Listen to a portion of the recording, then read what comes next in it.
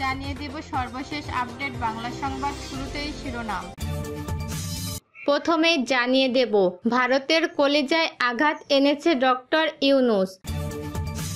ভারতের seven sister হুমকিতে ভয়ে ঘুম হারাম মোদির। বাংলাদেশের পাশে চীন, থাকছে বিশেষ প্রতিবেদন। এরপর জানিয়ে দেব ভারতকে ফাইনাল খেলা খেলে দিল ডক্টর মোহাম্মদ ইউনূস। ঢাকার রাস্তায় পাক বাহিনীর ছোঁয়ার টিমের টহল। ডক্টর ইউনূসের একের পর এক সিদ্ধান্তে ভয়ে ঘুম হারাম মোদির। বিশেষ প্রতিবেদন। সর্বশেষ জানিয়ে দিব না খেয়ে দিন কাটাচ্ছে ভারতীয়রা। ডক্টর ইউনূসের কাছে হার মানলেন মোদি। মৌউক রঞ্জন ও শুভেন্দ্রের বাড়ি পুড়িয়ে দিচ্ছে কৃষকরা।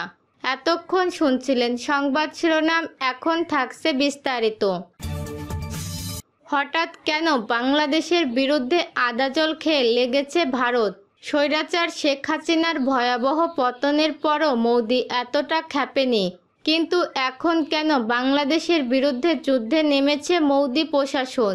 দিল্লির কোন দুর্বল জায়গায় আঘাত এনেছে ডক্টর ইউনূস, যে কারণে তেলে বেগুনে জ্বলে উঠেছে হাসিনার প্রভুদেশ ভারত?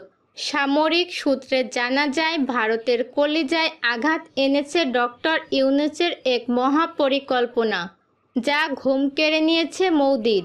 মোদি বুঝে ফেলেছে ডক্টর ইউনূস আন্তর্জাতিক মানের খেলোয়াড়। তাকে মোকাবেলা করাকে বড় চ্যালেঞ্জ হিসেবে দেখছে ভারত। গত 16 বছর দিল্লির কথায় বাংলাদেশের সব কিছু চলেছে, কিন্তু এখন উল্টে গেছে। ভারতের এমন কোনো একটি দুর্বল জায়গার খোঁজ পেয়েছে ডক্টর ইউনূস, যা সে দেশের গোয়েন্দা সংস্থা মোদি সরকারকে রিপোর্ট করেছে। আর ডক্টর ইউনূসের সেই পরিকল্পনায় মোদিকে পাগল করে তুলেছে। ঘুম হারাম তার প্রশাসনের। বাংলাদেশকে অল আউট করার দিবা স্বপ্ন দেখেছে হিমশিম রাষ্ট্র ভারত, কিন্তু বাংলাদেশ জাতিগতভাবে এ মুহূর্তে ডক্টর ইউনূসের নেতৃত্বে এমনভাবে ঐক্যবদ্ধ যা ভারতের কল্পনারও বাইরে।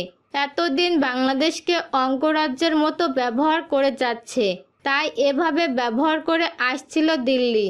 মুক্তিযুদ্ধের বিশেষ সুবিধা দিয়েছে, এই দোহাই দিয়ে এতদিন পরোক্ষভাবে বাংলাদেশকে করাক্ত করেছে তারা।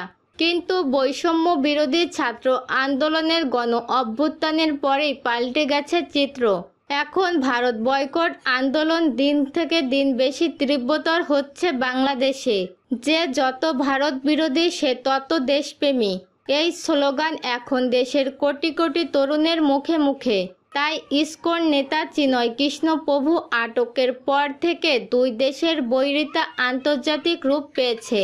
সংখ্যালঘুদের উপর হামলার কল্পিত কাহিনী বিশ্বের কাছে তুলে ধরে নালিশ করেছে মোদি প্রশাসন। অথচ কট্টরপন্থী হিন্দু রাষ্ট্র ভারত বাংলাদেশের দূতাবাসও হামলা করতে ছাড়েনি। বিভিন্ন সূত্র বলছে ইসকন শিশুসহ সাম্প্রদায়িক বিষয়গুলো ভারতের পূর্ব পরিকল্পিত। ভারত ইচ্ছা করেই বাংলাদেশকে উত্তেজিত করতে চাইছে, কারণ তারা জেনে গেছে ডক্টর ইউনূসের এক গোপন সামরিক পরিকল্পনার কথা। আর সেই কারণেই ভারত এখন আগের চেয়ে বেশি দাদাগিরি ফলাতে চাইছে।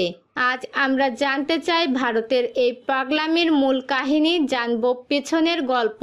মনে থাকার কথা, গত কিছুদিন আগে রংপুরের মহিগঞ্জ কলেজে অনুষ্ঠিত হয় সনাতন জাগরণ মঞ্চের মহাসমাবেশ। এটির আয়োজন ছিল হিন্দু জঙ্গি সংগঠন ইসকন। কিন্তু কেন রংপুরে করা হলো এই সমাবেশ, তার পিছনে লুকিয়ে রয়েছে ভারত খেপার মূল কাহিনী। মূলত ভারতের গোপন ষড়যন্ত্রের মহড়া ছিল।